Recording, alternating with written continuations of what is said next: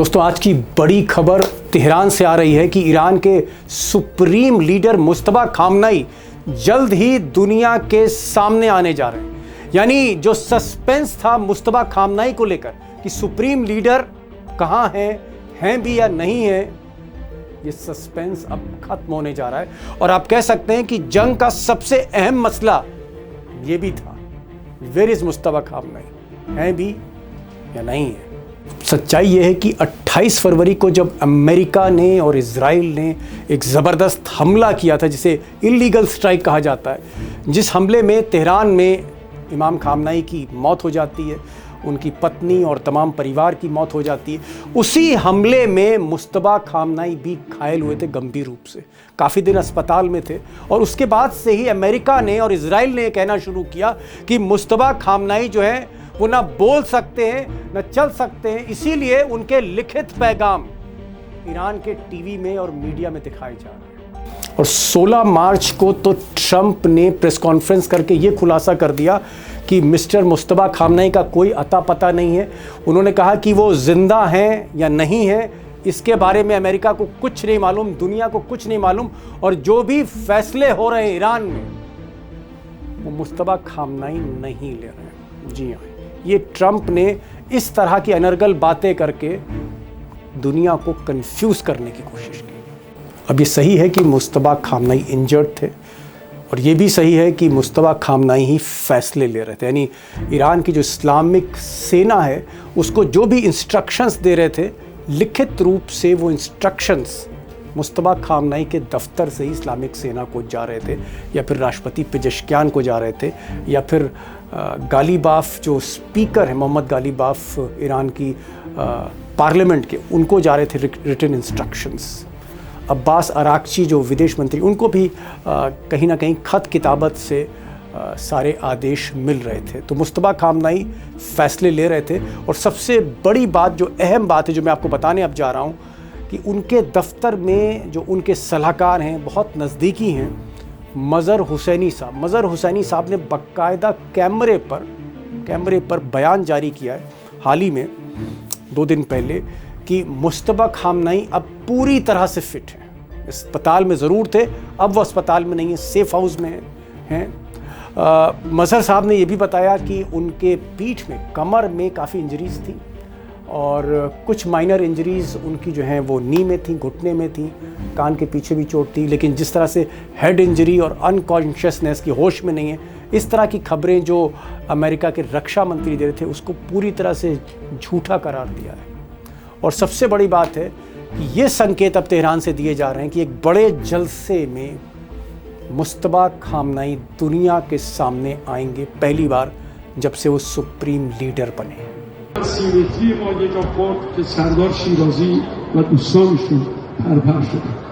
70-80 متری ما अब दोस्तों जैसे ही मुस्तफा खामनेई अपने देश के सामने, नागरिकों के सामने, अपनी जनता के सामने रूबरू होंगे, वो एक नॉस्टैल्जिक क्षण तो होगा, इमोशनल क्षण होगा, मोमेंट होगा, लेकिन बड़ी बात यह है कि जो असली हिसाब किताब करना है, जो फैसला लेना है अमेरिका को लेकर, ये जो डेडलॉक है हॉर्मुज़ की खाड़ी पर, जंग होनी है या बातचीत होनी है तो निगोशिएशन किस लेवल तक हो सकते हैं, ये फिर सारे फैसले मुस्तफा खामनेई लेने जा रहे हैं। आप यूं कह सकते हैं कि ट्रंप साहब का जो फाइनल हिसाब किताब है वो अब मुस्तफा खामनेई ही मंच पर आकर करेंगे। लेकिन यहाँ पर एक थोड़ा सा पेच ये है, जो खबरें आ रही हैं कि अभी ईरान इंतज़ार कर रहा है 14-15 मई का, जब दुनिया के 2 ताकतवर हस्ती, एक तरफ अमेरिका के राष्ट्रपति डोनाल्ड ट्रंप और चीन के प्रीमियर शी जिनपिंग, इन दोनों की जो मुलाकात होनी, जो टॉक्स होनी है बीजिंग में, उसका इंतज़ार ईरान कर रहा है, मुस्तफा खामनेई भी कर रहे हैं। और ऐसा कहा जा रहा है कि ये जो बातचीत हो रही है शी जिनपिंग और ट्रंप की, इसमें ईरान के मसले पर भी अहम बातचीत होनी है, और उसमें जो फैसला निकल कर आएगा, शी जिनपिंग क्या कम्युनिकेट करते हैं ईरान के बिहाफ पर, अगर उसको ट्रंप मानते हैं तो हो सकता है समझौता हो जाए, और अगर मिस्टर ट्रंप नहीं मानते हैं तो फिर मुस्तफा खामनेई क्या करेंगे, दोस्तों आप भी जानते हैं फिर क्या होगा उसके बाद। अब यही सवाल मैंने ईरान के expert war historian Amrish Mishra ji से किया, और मैंने उनसे स्पेसिफिकली पूछा कि क्या मुश्तबा खामनई जब पब्लिक अपीयरेंस उनकी होती है उसके बाद फॉर्मली अपने दफ्तर में वो बैठते हैं, सारी लगाम उनके हाथ में आती, सारे फैसले फिर वही लेंगे और एकदम रूबरू होकर लेंगे जनता के साथ, क्या जंग उनके जहन में है? क्या अल्टीमेट फाइट, अल्टीमेट हिसाब जंग से करना है? मुश्तबा खामनई का इस वक्त डायरेक्शन सोच क्या है? या फिर वो डिप्लोमेसी के ज़रिए इस्लामाबाद में टॉक्स करके कोई हल निकालना चाहते हैं? इस वक्त मुश्तबा खामनई, यूं कहूं 15 मई के बाद जब ट्रंप लौटते हैं वापस अमेरिका और शी जिनपिंग से उनकी बात होती है ईरान मसले पर, उसके बाद क्या फैसला करने जा रहे हैं, क्या फैसला लेने जा रहे हैं मुश्तबा खामनई? ये मैंने पूछा है और बहुत इन डेप्थ अमरीश मिश्रा ने इसका जवाब दिया, क्योंकि अमरीश मिश्रा उन चंद लोगों में से, हिंदुस्तानियों में से हैं जो उन लोगों के संपर्क में हैं जो लोग मुश्तबा खामनई के संपर्क में हैं। अमरीश जी, जो पहला सवाल है वो ये है कि मुश्तबा खामनई के बारे में पीट हेग्सेथ ने कहा, जो डिफेंस मिनिस्टर हैं अमेरिका के, कि बुरी तरह वो घायल हैं, अनकॉन्शियस भी हैं, आईसीयू में हैं और शायद वो दोबारा उठ नहीं पाएंगे बिस्तर से, इस तरह की बातें की। और ट्रंप ने भी कहा कि भाई वो उनकी तो स्थिति नहीं है मुश्तबा खामनई की कि वो कोई फैसला ले सकें। मैं आपसे जानना चाह रहा था कि मौजूदा स्थिति क्या है, अंदर की खबर क्या है? मुश्तबा खामनई सुप्रीम लीडर जो 28 फरवरी को, जिनको उनके पिता जो है इमाम खामनई के साथ उन पर भी हमला हुआ था, तब से वो बेड रिडन थे। अब इस वक्त क्या सिचुएशन है? क्या वो रिकवर कर रहे हैं, पूरी तरह रिकवर हो गए हैं, और क्या आने वाले समय में सारे फैसले वही लेंगे? दीपक जी, ये खबर मैं दर्शकों को सुनाना चाहता हूं। मुश्तबा खामनई जल्द ही स्वस्थ होके जनता के सामने आने वाले, दुनिया के सामने आने वाले। मतलब बिल्कुल। पहली बार सुप्रीम लीडर बनने के बाद फर्स्ट टाइम कैमरे के सामने होंगे, दुनिया के सामने होंगे। और मुझे लगता है कि ट्रंप और ये जो सीआईए साजिश रचता रहा है कि वह वो बोलने की स्थिति में नहीं है, वो उनका चेहरा पूरी तरह से जो है वो डैमेज हो चुका है, वो चल नहीं पाते, ये सबको वो झुटला देंगे, आप ये कह रहे हैं? सारे के सारे कयास खत्म हो जाएंगे, क्योंकि देखिए, उनको जो अभी उनसे एक इस्लामिक व्यवस्था के महत्वपूर्ण नेता अब्दुल्लाही, वो बकायदा उनसे मिले। अब्दुल्लाही ने बयान दिया कि कहां कहां उनकी चोटें हैं। सर पे चोट नहीं है, कान के पीछे चोट थी। जो अमेरिका कह रहा था सर में चोट है, तो कान के पीछे चोट थी। वो सब अब पूरी तरह से रिकवरी के रास्ते में है। बहुत जल्दी वो बाहर आने वाले हैं और उन्होंने स्टेटमेंट देना शुरू कर दिया है। पीट हेग्सेथ जो रक्षा मंत्री हैं, वो कह रहे थे कि साहब वो तो चल भी नहीं सकते, चलने के लिए मोहताज हैं, बिस्तर से नहीं उतरते। तो क्या कोई घुटने में चोट थी, लोअर मतलब लेग्स में चोट थी, क्या था?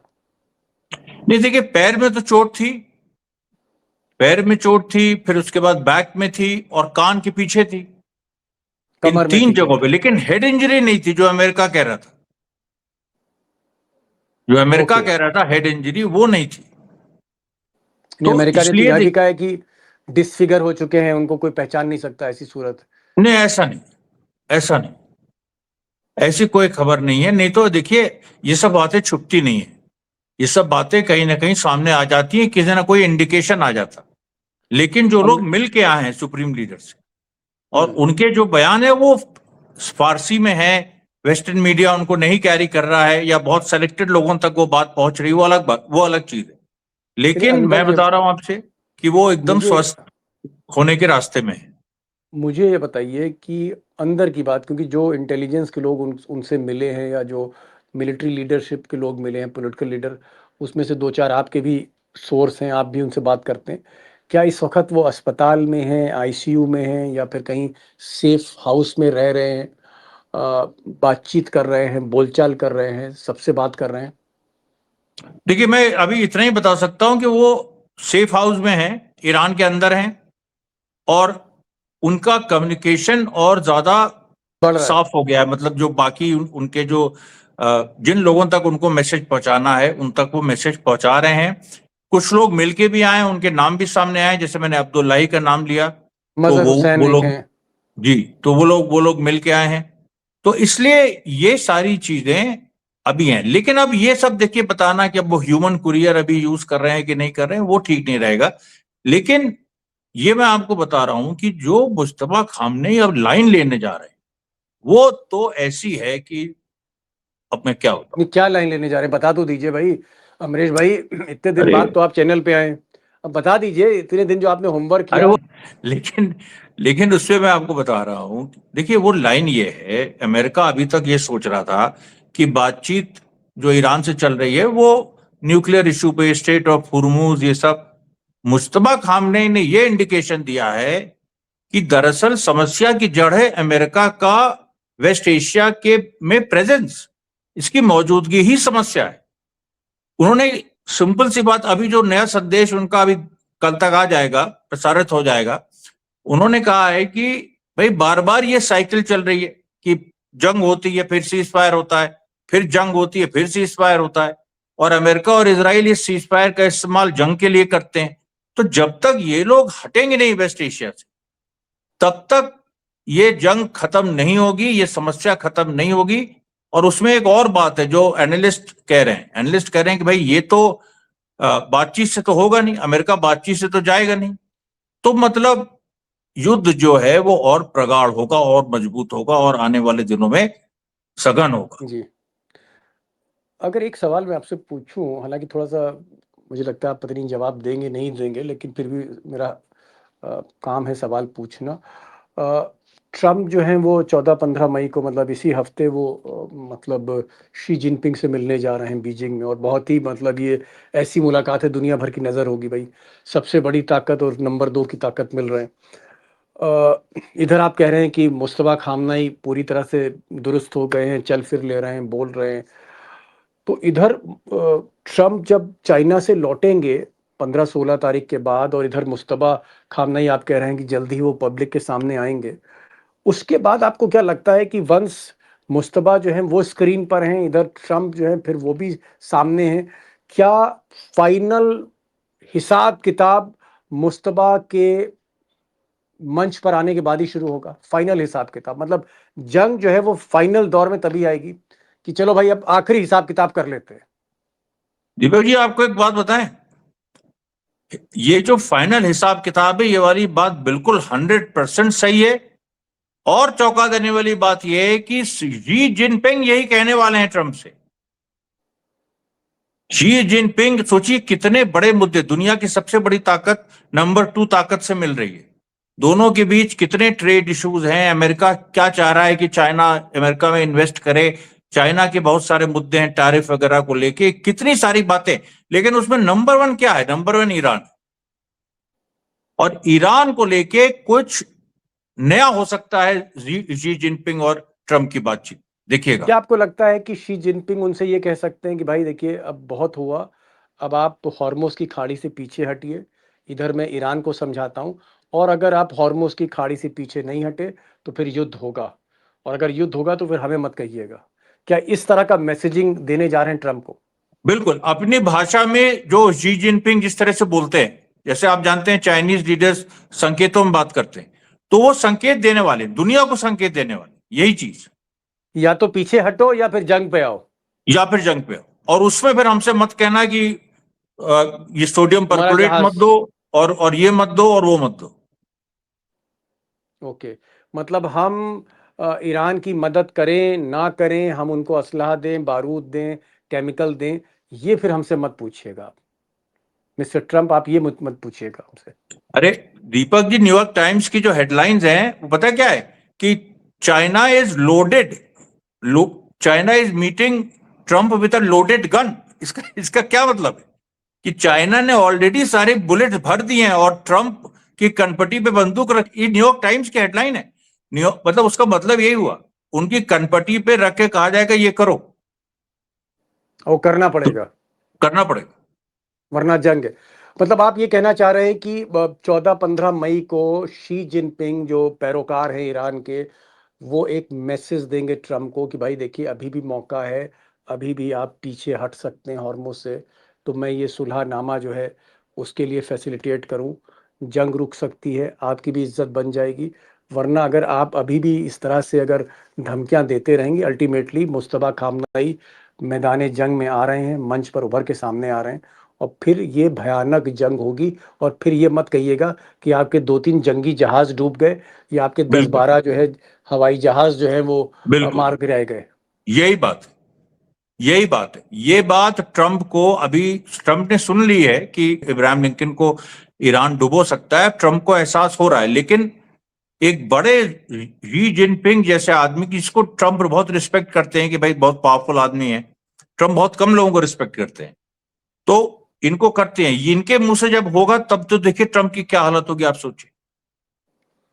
ओके, एक चीज और चलते चलते, क्या आपको लगता है कि जैसे यूएसएस अब्राहम लिंकन दुनिया का सबसे खतरनाक जंगी जहाज, 5,000 सेलर उस पे रहते हैं, फाइटर एयरक्राफ्ट वहां से टेक ऑफ करते हैं, मिसाइलों से लैस है, क्या इसको ईरान डुबो सकता है समंदर में? ऐसी टेक्नोलॉजी है उसके पास? अरे दीपक जी, ऐसी टेक्नोलॉजी देखिए, अभी ईरान ने तो बहुत सारी अपनी मिसाइल्स निकाली नहीं।